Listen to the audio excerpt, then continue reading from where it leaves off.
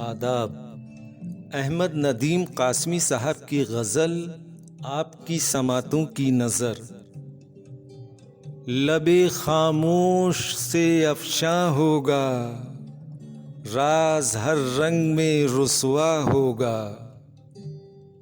दिल के सहरा में चली सर्द हवा, अब्र गुलजार पे बरसा होगा। तुम नहीं थे तो सरे बामे ख्याल, याद का कोई सितारा होगा। किस तवक्को पे किसी को देखें, कोई तुमसे भी हंसी क्या होगा। ज़ीनते हल्क़े आगोश बनो, दूर बैठोगे तो चर्चा होगा। जिस भी फनकार के शाहकार हो तुम, उसने सदियों तुम्हें सोचा होगा।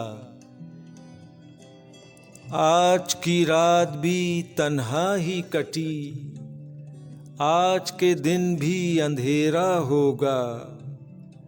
किस कदर कर्ब से चटकी है कली, शाख से गुल कोई टूटा होगा।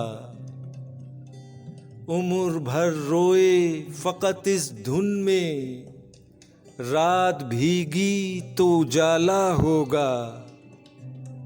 सारी दुनिया हमें पहचानती है, कोई हमसा भी न तन्हा होगा।